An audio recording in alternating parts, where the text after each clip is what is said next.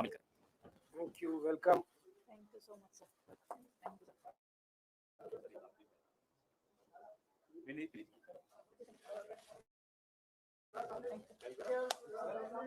Sir.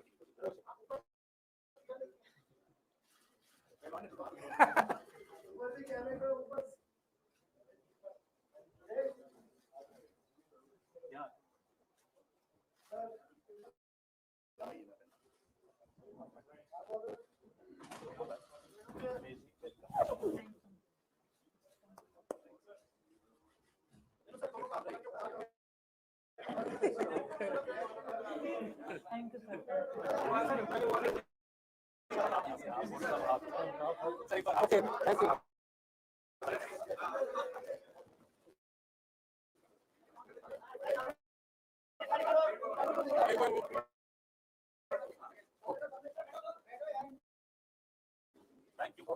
Thank you.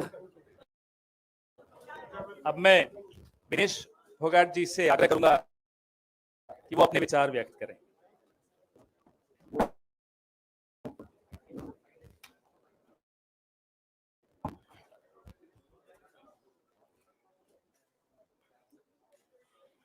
सबसे पहले तो मैं पूरे देशवासियों का बहुत बहुत धन्यवाद कहना चाहता हूँ, आप मीडिया पर्सन्स का भी, क्योंकि आप लोग ही हम लोगों को इतना through out the journey wrestling में आपने सपोर्ट किया है।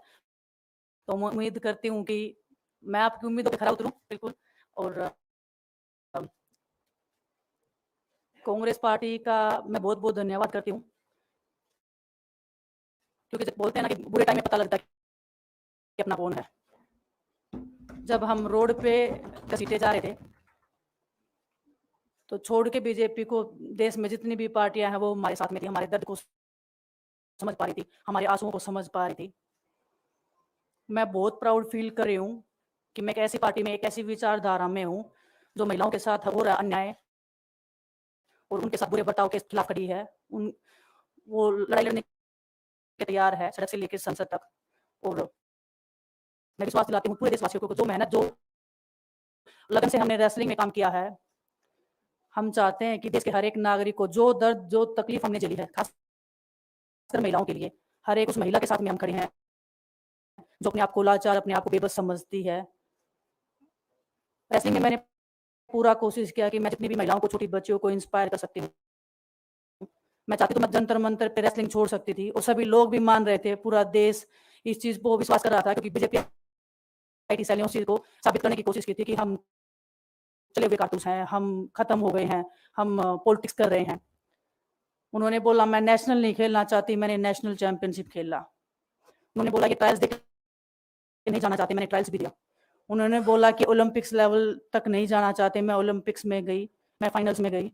अनफॉर्चुनेटली परमात्मा को कोई और चीज मंजूर होगी। एक चीज मुझे पता है कि जब मेहनत आप करते हो तो जरूरी नहीं कि आप उसी दिशा में मिले, कई बार दूसरी चीजों में भी आपको वो फल मिल जाता है। और परमात्मा ने मुझे मेरे देश के लोगों की सेवा करने का जो मौका दिया है, वो मैं मानती हूँ उससे बड़ा पुण्य का काम कोई नहीं हो सकता है। मेरे लिए बहुत प्राउड की बात है, बहुत एक मैं नई पाई की शुरुआत कर रही हूँ आज से। मैं चाहती हूँ कि जो हमने फेस किया एज ए खिलाड़ी होने के नाते, उन सब खिलाड़ियों को वो चीज ना फेस करनी पड़े। हम उनकी लड़ाई में साथ हैं, शायद उनको आज हिम्मत मिले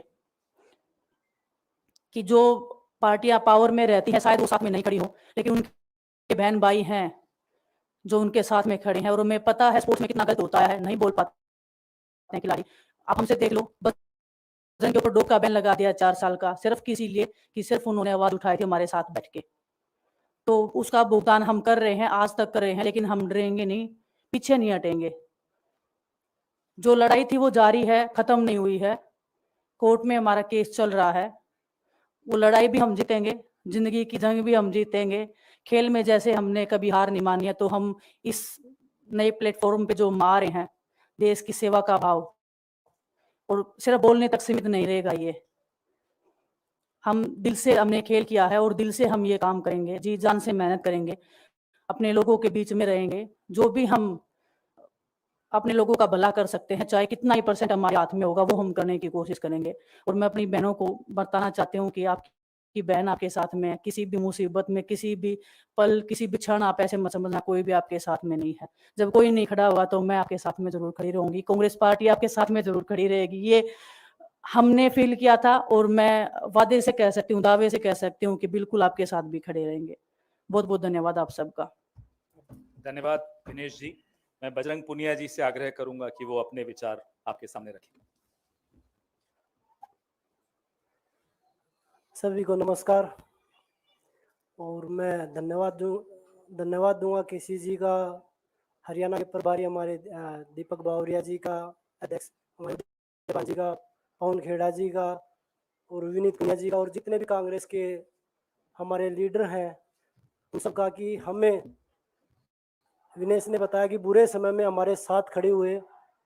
जो आज बीजेपी की IT सेल बोल रही है कि इनका मकसद तो सिर्फ राजनीति करना था, हमने तो उनको लेटर भेजा था, वो जब भी नहीं आए।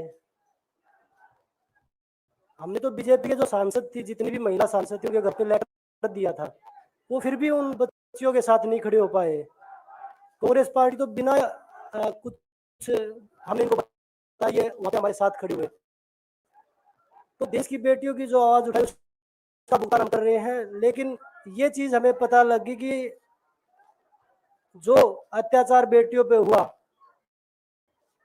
जंतर मंतर पे, उसके साथ सिर्फ बीजेपी पार्टी खड़ी हुई और सभी पार्टी हमारे साथ खड़ी थी। और जो भी आज हम इस पे कांग्रेस पार्टी में आए हैं, मैं धन्यवाद देता हूं सभी का।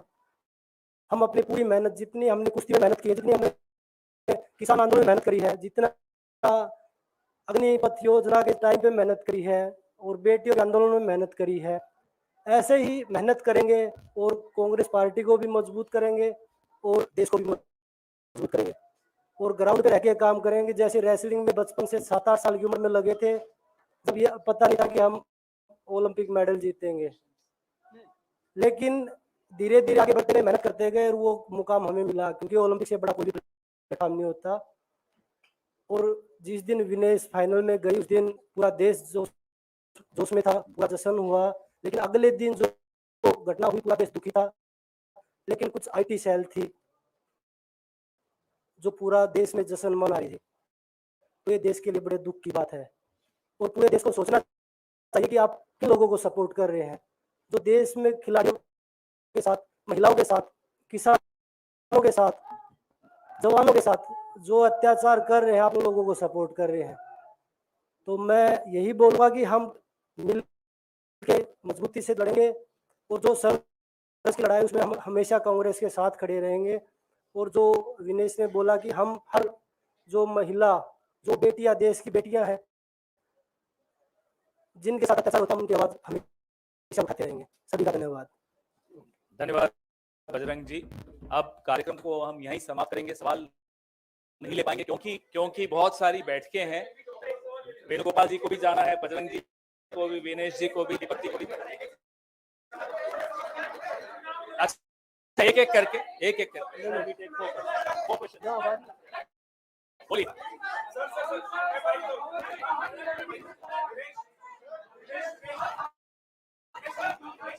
अगर ऐसे होगा तो कोई सवाल नहीं पूछ पाएंगे।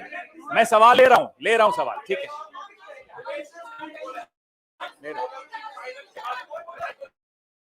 अगर आप चाहते हैं सवाल लें तो जब शांति रखेंगे तभी सवाल ले पाएंगे।